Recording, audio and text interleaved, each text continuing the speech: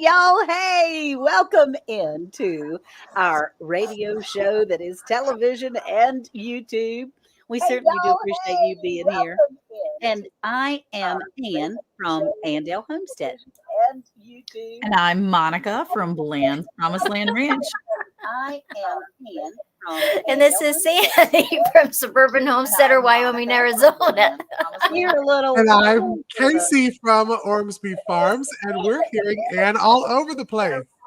Yes, and I'm just saying it time and time We again. love to hear Ann, so it's okay. So that's a good thing.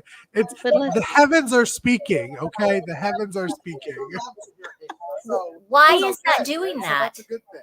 Somebody must have the live open. Yeah, they've got a link open. Oh, There we go. it's Oh. closed. Better. Hello, everyone. Good morning. Yeah.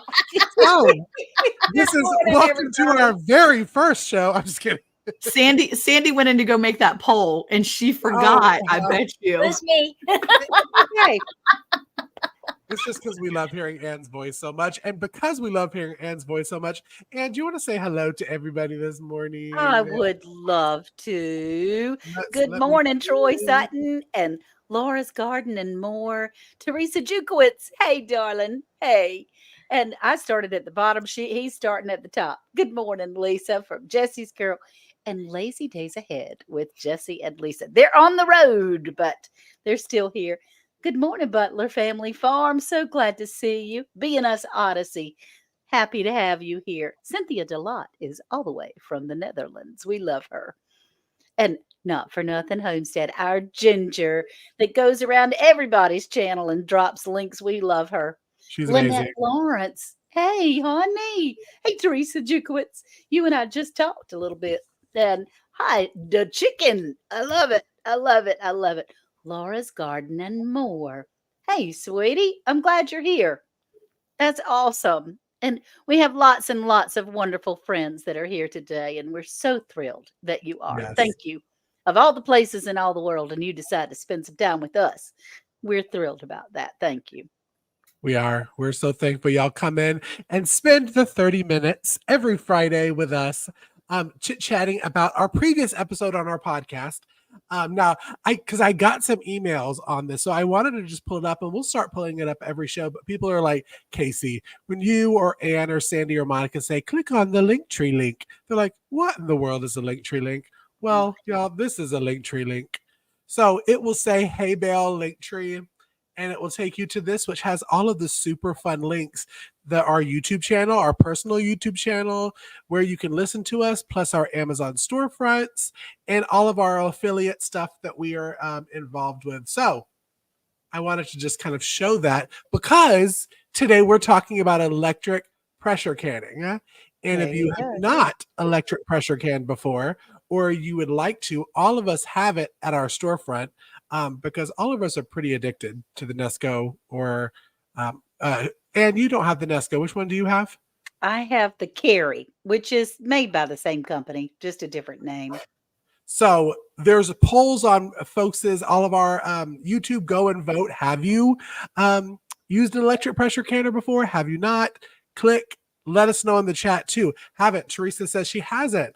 Well, this is the show that we want to make you feel comfortable and try it out. We have peer pressured Sandy into getting one officially. Yeah. So Sandy has officially have one. And I was peer pressured by Monica. So I think Monica should be the first one that kind of talks about it and talks about the electric pressure canning episode.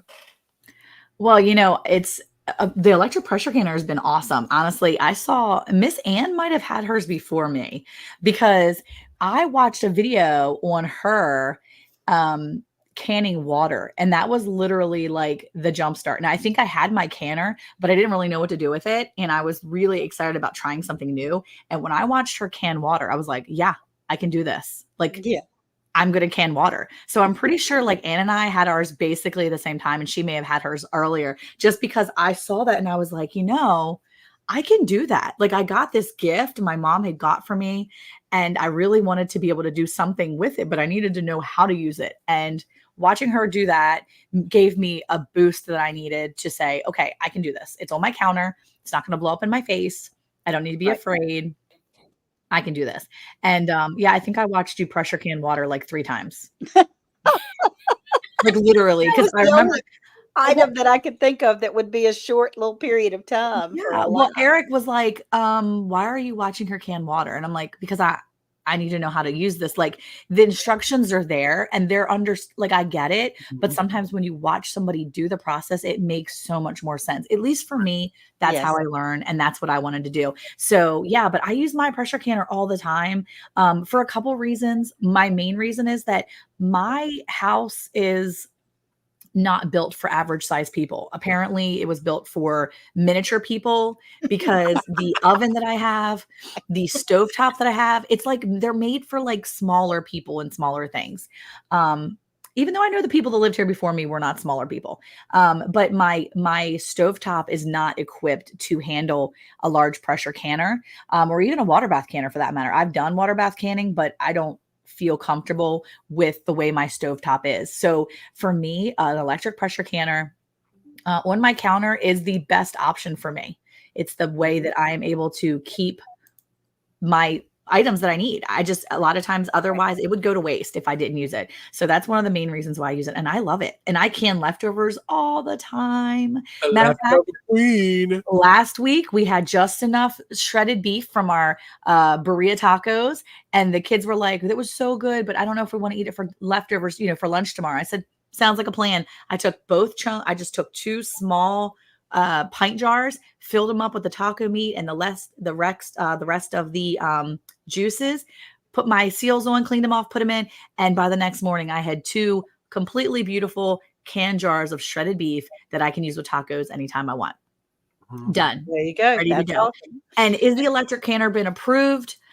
I'm not going to be the one to answer that because I will get very Passionate. passionate. We'll say that. So we'll let Andy or Ann take that one because that's I'll be not glad, a question. I'll be glad to answer that, Butler Family Farm. And it is a legitimate question. It really It is is. a great question. I'm It just not a is. good one to answer. And many, many people will say, I've heard about these electric canners. And you want to make sure that you do get an electric pressure canner, not an electric pressure cooker. They're 2 different animals.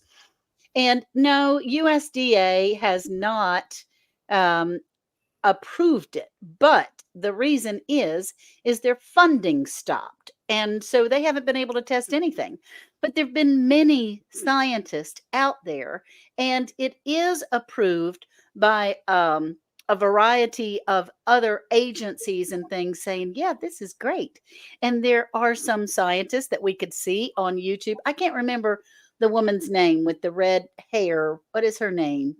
I know that Monica knows her name. Yeah, Rose Red.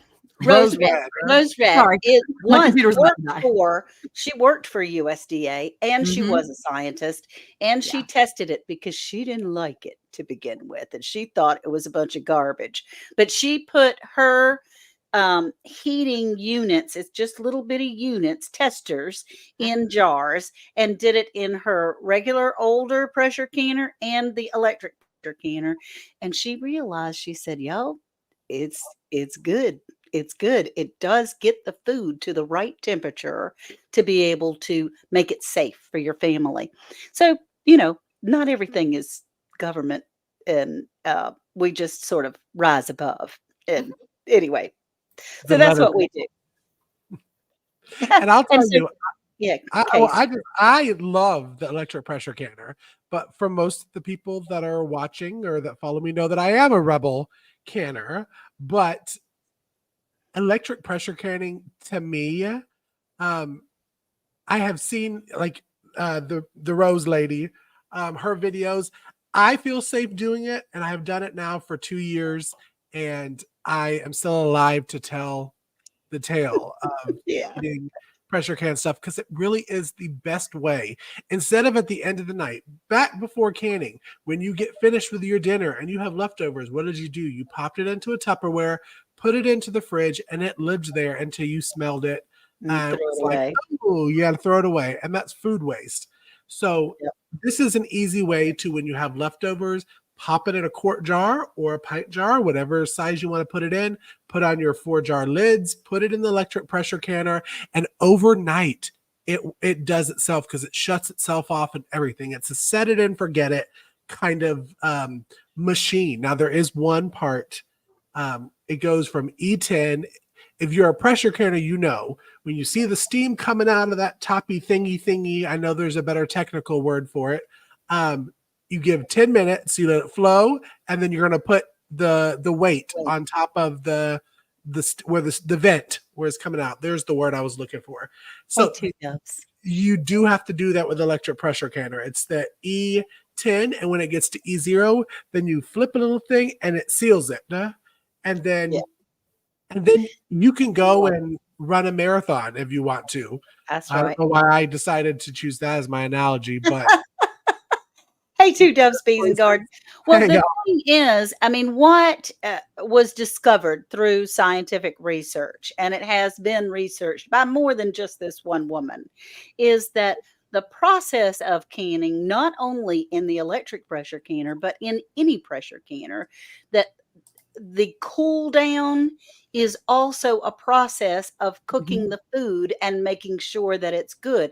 You're not going to want to open the lid and pull your things out immediately. It needs to cool down. It needs that heating process to continue to make sure that it reaches the temperatures that make the food safe. So yeah. we're tickled about that. So Sandy, have you had a chance to use your electric pressure canner yet? Okay, so I've used it a couple times. Ooh. You have? The first time I had made beef broth, because I like to make beef broth and drink it every day. And so I canned some of those jars, and that all went well. Then I went to do some soup. I had some leftover soup, and so I put it in the quart jars, and I did it. You put 8 cups of water in mine. And so it starts this little thing to go around. Well, then all of a sudden it went to the time, and it didn't do the E10 to the E0.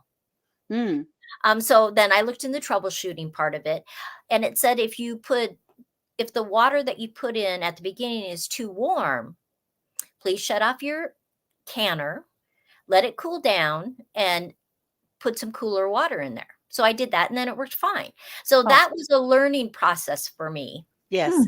That I put the water in, it was too hot. Wow. I have noticed that when I do like 2 batches back to back, that there's something funky that happens with the timing, and because I didn't change the water. Yeah, so the water was too hot. Yeah, the water was too hot, and it kind of freaks out the computer in it. But you can also water bath in this. You can use it as just a regular crock pot. You can use it as the pressure canner. It's all those things. And like many of us now, we have glass top stoves or something that might be too small, as Monica says that her stovetop is. I can't put a great big, really heavy pressure canner on my glass stovetop because it will break, but I can put this on my counter. And let's see. And Jessie says, but you don't leave the jars in the stovetop canner till they fully cool down. Why would you do that? An electric one, wouldn't it cause the jars to be hot too long? So I think though, for a normal pressure canner, aren't you supposed to, when the pressure has come up, when you have a pressure canner on your stove, you still have to let that pressure come down before you can lift it up, right? Correct. So it's the same process for this. Same process. It's just as soon as it cools down, then you can take it out. I think the convenience of it is that you don't have to take it out right away. I imagine you could probably leave your jars in that pressure canner that's on your stove that's same as this. You could probably just leave them in there until you're ready to get back to it as well. I don't think you have to run as soon as that seal, as soon as it's pressurized. I imagine you wouldn't have to run right over and grab them out of there as well. I think there's also a certain amount of cool down you need to let it have so that when you bring it out of the canner and into the air, you want to make sure that there's not too much of a difference. Not too much of a difference, right? Because the jars. So I mean, there's really no difference. I mean, you can do that in an electric one or a stovetop. Does that make sense? What I'm saying? It does. It does. And the cool down process, what we're talking about as far as the cool down process for the Nesco is not something that you have to wait for it to get cold. Yeah. It's a matter of I used my finger and flipped the little dial button up top. And if it's still talking to me really loudly, I leave it alone. Once I flip it and there's no sound or steam coming out, it's still warm in there, but I know that it's safe Yeah. to be able Right. to open the lid. So, what advantages have you found, Casey? Because you're the canning king, and you canned a lot before this electric pressure canner. But what are the advantages that you have found from using one of these? I think the convenience to do multiple things, because I think us as homesteaders, we usually have like 90 things going on at the same time. And especially during the height of garden season, you are gardening, you are probably harvesting. Most of the time you'll have chickens or animals that need to be taken care of. Some may have kids that need to be taken care of. So pressure canning, when you actually old school pressure can, it's a lot of babysitting, because you got to make You sure have to that the sit right pressure there. doesn't come down below a certain amount of pressure. You don't want it to go above the 15, and you're not able really to do other things. So I've found that I'm able to pop something in that electric pressure canner, and then of course once I've sealed it after the E0, I'm able to go and either harvest, I'm able to go and feed chickens, or Yep. I'm able to come in my office and shoot a podcast episode with y'all, lovely ladies. There you go. I There think you go. convenience. I mean, what about you, Monica? What have you figured out from doing that? I think that besides the convenience, the fact that I'm actually able to do it, that I'm actually using up the items, because you can can smaller quantities. I found that if I'm growing something new, maybe I don't have a lot of that particular item, I was able to grow. I had green beans a couple years ago, and normally when we go green beans, we get a bunch of the green beans, and I take them over to my mother-in-law, and she goes and she does all the pressure canning in her big pressure canner on her beautiful stove, and it's amazing, and she does it wonderfully, and she's been doing it for 40 years. On my own, I don't have that capacity to do that much. So when I get small batches of green beans, instead of throwing them in my freezer, I'm able to actually take them and do 1 or 2 jars, or 3 or 4 jars at a time. And if I have more than 4 quart jars, then I'll definitely have enough to send to her. But if I don't have enough, then in the past, they would have just been either we have to eat them really quick, and the kids are just like, oh, it's green bean night again. Or I throw them in the freezer, and then they get freezer burn, and then I pull them out a year and a half later, and they're ruined, and I just throw them to the pigs. And so I'm actually using the produce and the fruits and the things that I'm growing. I'm using it more, and there's less waste. Like, that is the biggest thing for me. Less waste. I'm not wasting leftovers. I'm not wasting the fruit and the foods that we're growing. So yeah, for me, that's been my huge for my family. That I don't have to worry about giving everything to the pigs all the time. So That's right. I wanted to kind of touch on this comment that Wayne made. Not always. I know me and Sandy, when we were talking about doing soup was made separately from in there, and then it was like leftover soup was put in. Right. But there are recipes that you can do where it cooks in the jar.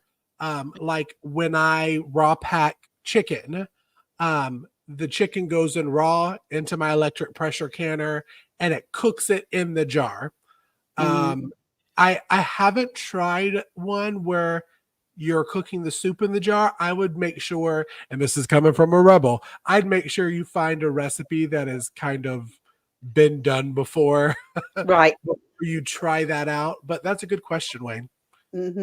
Now, Grace and Fire said I might come over to the dark side because she has an all-American canner, but she also has a new stove, and she doesn't feel comfortable being able to put that big, heavy thing. And so Wayne Smith says, Sandy, what do you think about that? Honestly, with the electric pressure canner, I have not used it as a crock pot. But the capability is there. And so I'm not sure about, you understood Casey better what he was asking as far as the soup in a jar. So Sandy, what do you think as far as your advantages? It's fairly new to you. Have you had some fun with it? Well, yes, it's a new thing, so it's always fun. Um, I can see the advantages of it. I can see that eh, you got just a little bit left over, so you can do a quart or you can do a pint. Mhm. And like the one I bought, I can fit 4 quart jars in there. Mhm. And so I can see some real good advantages of it. I love my actual pressure canner too. So it's not like I would get rid of the other one. You Right. know, my Right. stove works perfect with a pressure canner or water bath canner. Um, a lot of times I'm canning, you know, 7 quart jars, and so that works good for me. And Right. I haven't ever had problems. And I did find that when you take the jars out of either one of them, like when I took the soup out of my Nesco, it was boiling, just like when my Right. pressure canner had cooled down, and I take them out and I put them on the towel or a rack, depending on what I'm doing. It boils for a while. It's still hot. It You know, is. there was no Mhm. difference in that part. Yep, there's no difference in that part. And we did have a question from Stitching It Up. Can you do this in an Instapot? I don't know. I don't No. think No. it's not the same kind of pressure. It's not the same kind of temperature. I don't think that it would be safe. So you can steam bath can in an Which is instant our pot. episode next week. But And you can Bam. water bath. Yeah. Yes, and you Yes. can steam bath. I don't know. I mean, you have to have a really big instant pot to be able to water bath, especially because you have to have the water over top of the jars, just making sure that you have the adequate amount of water covering your jars. So just as long as you're following certain rules, I mean, we may be rebels, but we're not stupid. So Right. you want to make sure that there's certain amounts of, certain things you follow, right? So we always make sure that there's a certain amount of water over top of our jars, things like that. But instant pots are great for steam bath canning. And again, like you said, our episode next week, but I actually did a video I released 2 weeks ago where I steam bathed after we did our episode. I practiced what I was taught, and I did it with my sister, and we did pears. We had a bunch of pears, and we steam bathed them in my instant pot. And let me tell you, it was so freeing because Yes. I was learning to use something besides my countertop, pressure canner. But I think that's important, that if you are going to pressure can, an electric pressure canner is what you want to use if you're not using the regular one. So Right. yeah, just Yeah. make sure that it says the right thing. Not an electric pressure cooker. You're using the electric pressure canner to do the canning. So yeah, Right. Oh, electric water bath canner. Glenda Ooh, has an electric water bath canner. That's cool. that's her jam. Get That's it? her bam. Yeah. And I have a little steam canner, and the Mhm. bottom pan is about this deep. Mhm. Has a rack on the bottom, and it's the same as water bath canning. You can put as many jars or one jar, how Mhm. many ever you want to. Has a lid on it with a little hole for the steam to come out, and that's very convenient for me because I don't have to lift all that heavy water from the electric or from the regular water bath, like big pot, a big pot Yeah. of water for Right. water bathing. Yeah. So, The only thing you have to remember with a steam bath, or you cannot steam bath more than 45 minutes. Your water will evaporate it. And Mhm. so they don't recommend any recipe that says you need to do it more than 45 minutes. Okay. right. So there's a question too from Beth. Can you steam bath can leftovers? That's probably not a thing, only just for the simple fact that your leftovers are going to have a mixture of different things in there. And if it ever has meat in it, you're not going to want a steam bath because it's going to be longer than 45 minutes. So even if you were living in another country and you only water bath can things, right? If you only water bath canned meats and things like that, for instance, our friend Blue, over in the UK, she doesn't pressure can anything. She water Right. bath cans everything. Even if you're water bath canning it, it would be hours long, and you Right. can't steam bath safely that amount of time because the water will be gone. So yeah, that's probably not going to be a thing that you could do. But the electric pressure canner, you can pressure can leftovers. That's And right. being able to turn a pot of chili out into a few jars, knowing that the chili is in my pantry, in my closet over here, and knowing that my kids or my husband can go grab a pint jar anytime they want for lunch or whatever. It takes a few extra minutes at nighttime, but it is worth it putting it in that electric pressure canner for sure. That's right. Now, Grace said she wouldn't steam bath meats due to botulism. You don't steam bath things. That all meat has to be pressure canned. Yeah. Well, or water bath for hours, like yeah, 6 hours, 4 hours, right. whatever it calls for. That's Steam right. bath is really for what I've learned is for salsas and jams and jellies that are like 10 minutes in the water bath. Salsas are usually 15 if it's in a pint. So what as Sandy said, anything over 45 minutes, you really don't want to, only because you're going to ruin your machine from the water being evaporated. And it's just going to mess it up. Not that it is a rule or anything, but it will mess it up. I picked my finger like I was the leather police again. I've done tomatoes in it, and it's right on the limit there, right on the limit. Right. And we do have a question with the electric canner. We showed how many quart jars does it hold. She didn't see that information. Hey, Carlene, we're so glad you're here. In mine, that's the thing about these electric pressure canners. It's not big job capable. I mean, mine holds 4 quarts and 5 pints. Yeah, that's How what about everybody else's? Mine does.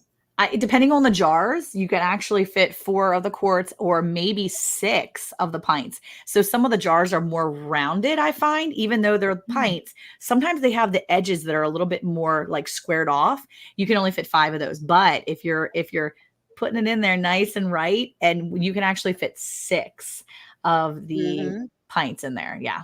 I've noticed also with the wide mouth ones, it's only 4. Yeah, for sure. The only wide mouth, it makes it harder. So depending on what you're putting in there, but yeah, it's great. I will say though that these pressure canners are not that heavy. That electric pressure cooker is not that heavy. It has a little weight to it, but I know Miss Ann has problems with her hands sometimes. I do. Sometimes my wrist and things. So for you to lift this from maybe the floor or wherever you store it to your countertop, is it a lot for you? No, it's really not. It's not that heavy. I mean, it has a little bit of weight, but it doesn't hurt when I pick it up. Awesome. Yeah, that was a question on here too, was about how heavy. Oh, because Christy said, I just have a small pressure canner. No way I could do lifting with a big one. But this is not bigger than your average Instant Pot. It's basically the same size or a little bit bigger because it's a 9 quart. But my 8-year-old will carry it from the bench it's like stored in their bench. He'll pick it up from the bench and bring it over to me if I need it. So if I didn't have stuff in it, I would have brought the actual canner to show. I thought about that this morning. I was like, I may want to bring that Nesco in to show it on camera, but I have stuff in it. We could have done that. It's not. It's I want to say it's probably the same size as like the largest Instapot. Yeah. Instapot or a rice cooker or a bread machine, any of those. I can grab mine. It's right in the hallway. I keep mine in the hallway. Sandy, where do you keep yours? I ended up putting it in the bedroom on a dresser. It gets its own bedroom. See, I told you. Because one of the things when they were trying to convince me was I didn't know where I would put it. Right. And they kept saying I could just put it right behind me. But this is my art room, and I just didn't want paint or anything on it. I'm painting. I'm going to go grab mine real quick, Casey, before we have to go, so everybody can see what it looks like. Okay, that's great. Now, mine's in my bedroom too. Did we talk about on Monday's episode, our podcast? Did we talk about putting a cloth when we pressure canned water? Have you seen that? I have not. I think we talked about it. We did talk about it. I don't think it was this episode. I think it's one of our newer fall episodes coming out. Okay. We had a special guest on because she did that. There she goes. There it is. Yep. Okay, if I can give you a better shot of it. So here it is. It's my baby. And you see, it's not terribly heavy. It's just not heavy. And the best part is that you just slide it open. Yep. The pot is its own little thing. It's very nice. I love it. Yep. Mine might be brand new because it was only $115 on sale, plus with the $5 coupon. Being an Odyssey. It's a really nice, it's not really heavy. It's not really hard to lift. And it's very plain and very simple. It's a very easy touch button thing. And my kids are often grabbing it for me. That's what the back looks like. It's just a nice big Instant Pot is what it is. It is. Oh gosh. Grace and Power says she did it. She pushed the button. Order it. All the peer pressure here Right. just made you do it. It will change your life. I think I've said It that really will. so much on the podcast, but it will. But no, Sandy, you were saying about canning water and the towels. Have you done it yet? I haven't, but I have the towel, so I'm going to do it this week. Because the idea was that, if you're canning water anyway, and you put like a washcloth in there, it becomes sterile. A clean washcloth, yeah. Yeah. So mine are just brand new ones. So, I'm just going to throw them in the wash this week, and then I'm going to do it because I don't want any residue, when you buy them from the store. Right. And that way, if it was an emergency, I could take one of those, clean a cut with that cloth that's inside. And I just thought that was such a great idea. Yes. It is. It really is. Now, I mean, I don't go around canning water all the time, y'all. That was really for a demonstration. But there are people that say if you have an empty jar, it's a wasteful space. And that if you have an empty jar, you could at least have canned water so that that it's good and that you'll always have some clean and sterile water. But I love the washcloth idea. I think that's great. Sandy. That's a fantastic idea. Yeah. I know that I had learned that from Lady Boots, Casey, Lady Boots over at Boots and Bounty Homestead. When I first started pressure canning, I was like, oh my goodness, I only have 5 or I couldn't even remember how many it was. She said, boy, if you don't throw a quart of water in that pressure canner and keep it moving. So like canning water. Oh, I mean, it's kind of like when you buy the jugs at the store. It's not really the same thing. So don't come for me in the chat, but roughly the same thing. But you're taking up the space and it's just you're filling that space. I mean, I prefer to fill my empty jars with like cookies and crackers and pretzels, but again, I just vacuum seal them puppies. I was going to say she doesn't can her cookies. She doesn't can the cookies. I just vacuum seal those, but they're holding a space for me when I need that. And when I need that jar, you better believe I'm gonna crack it open and just eat all those cookies up real fast. Yeah, that's right. And Christy, it is so convenient. Worth and I used to cook. Our house was the hangout house, and we had kids over all the time. It wasn't just our 2, it was 10. And so I'm used to cooking, as is Worth, used to cooking for large crowds, and it's just the 2 of us. So I have a great big pot of soup or a great big pot of spaghetti sauce or great big heapings of taco meat and things like that. And when you have those leftovers, you pop them in a jar and you get your electric canner going. And once it's set, as far as for the timer, the actual timer going on, then you can just sit down and relax. And that has been a lifesaver for us. Yeah. Oh, yeah. I mean, on busy nights, you're able to pop it open and not really do much cooking. Now, you do need to bring that soup back up to a boil. I mean, we talked about that on our episodes with people being nervous and scared about botulism. Right. If you eat cold soup out of the jar, no judgment here. This is a judgment-free zone-ish. But yeah, you'd want to bring it. It's really good to have for really busy nights that, you just didn't think of a dinner and you're like, okay, I'm going to grab that jar of chili. And I think Christy also said it's very expensive in the stores. I remember when it was like 10 for 10 for getting the soup, and now they're like near $4. So it's nuts. 9 Acre Family Farm says we received a bunch of coffee beans and ground them and put them in jars to keep them fresh for long term. It frees up the freezer space, which is awesome. Well, I think that's amazing. And that's something we've done here. There's been long summer nights, spring nights, especially when we're out there dealing with cattle, we're dealing with hay, whatever it is seasonally. We have some nights and some months, they're going to be very long evenings. And it's really nice to be able to tell a teenager, hey, go grab a jar of meatballs in there, crack the seal, go ahead and put it in the pot, warm it up, and let's have meatball subs. Or make some rice in the rice cooker, heat the meatballs up on the stove, and let's have dinner.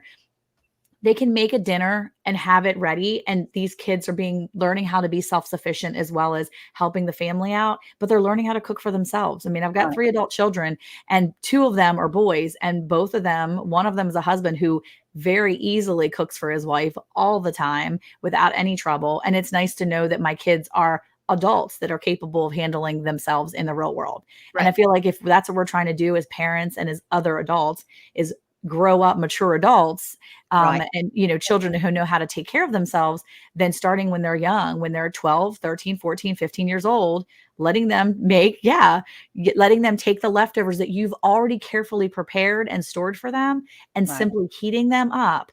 It makes them feel very accomplished because they've now chosen dinner and they've provided a way to help out the family when maybe they can't move hay on a tractor or maybe finish up what you're doing in the garden. They can help out, and we're a team that way. So I have a feeling, I mean, I can tell you that my pressure canners not only helped me put good, healthy foods in the pantry, but it's helped me give my kids a sense of accomplishment and helping out in a way that they're really assisting the family. So it's a whole big thing for us. And I love my pressure canners. So. And Casey, there was something that you had said that gave me so much comfort about what you do when you open your canned goods, your home canned goods. And this is for regular pressure canning or electric pressure canning. And you were talking about what as far as heating it? Bringing it back up to a boil. I watched a YouTube video from Ruth Zimmerman, homesteading with the Zimmermans. I never could get her channel right when we were shooting the podcast, but homesteading with the Zimmermans. And she put it so plainly. Okay, listen, y'all, botulism is a thing. Rebel canning, we're not saying that it's not a thing. It is a thing. But there are ways that you are able to kill the spores that are on the food if there are botulism spores on there. They can't live in freezing temperature and they can't live in boiling. So if you have anything that you pressure can, that's going to be your low acid foods, that's going to be leftovers, that's going to be meats. 99% of the time, you're going to reheat that food back up anyways. So bring it up to a boil, let it sit at that boil for a minute, and then you can have homemade food that you have canned and didn't have to stuff or buy an extra freezer. Because all of your freezers are full. Yes. It's a great way. So bringing like carrots. I mean, I don't think most people are going to be eating cold carrots, cooked carrots out of the jar. Bring that kind of back up to a boil or cooked hot temperature. Same thing with soups. You don't want to eat cold soup. Again, no judgment if you do. But if you bring it back up to a boil like soup is supposed to be, the botulism spores are not going to be able to survive in that temperature. And that made me feel so comforted to have just that particular information. Now, 9 Acre Family Farm says ugly chicken, ugly pork, ground burger, venison canned is such a time saver. And it absolutely is. It is, but it is really nasty looking. You are so right. Like you have to remind yourself as you're canning it and pulling it, this is home raised. This is home raised. This is home raised. Yeah. I told someone the other week. Yeah, I told someone the other week, I was like, hey, I'll bring you. She's like, you raised rabbit? I'm like, oh, yeah. She's like, is it good? I'm like, I wouldn't keep raising it if it wasn't good, if we didn't like it.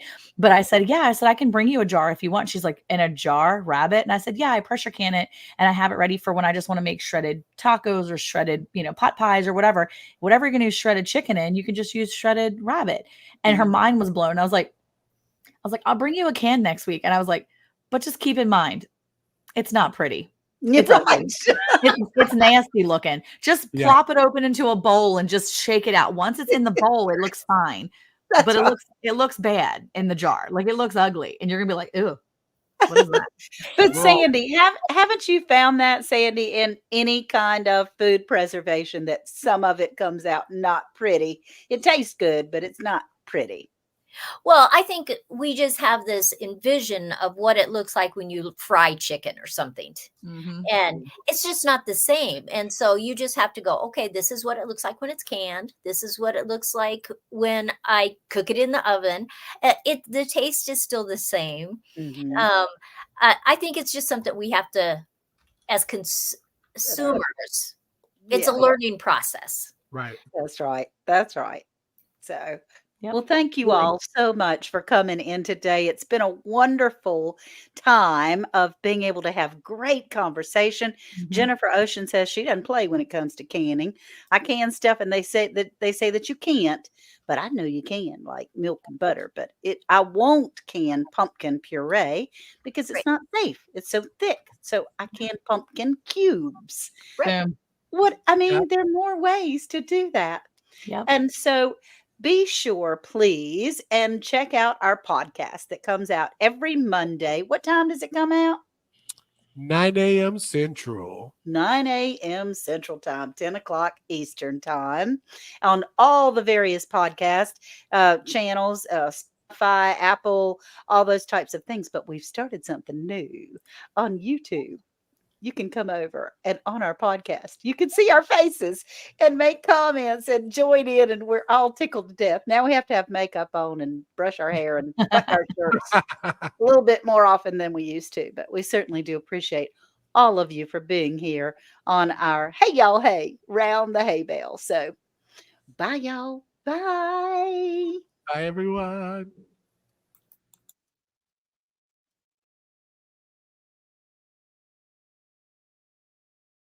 Hey, Monica, did you know it's now even easier to listen to Round the Hay Bale podcast? What?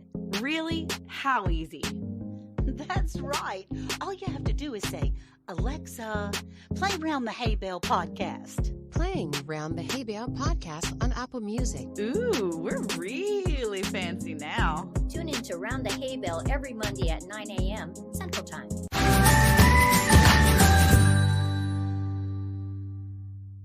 We're back. And now live every Friday. With new topics and a new time. Don't forget, a new host. Yay, that's right. Sandy joins the panel for Hey Y'all Hey radio show. Now, on Fridays at 11 a.m. Central. We'll see y'all there.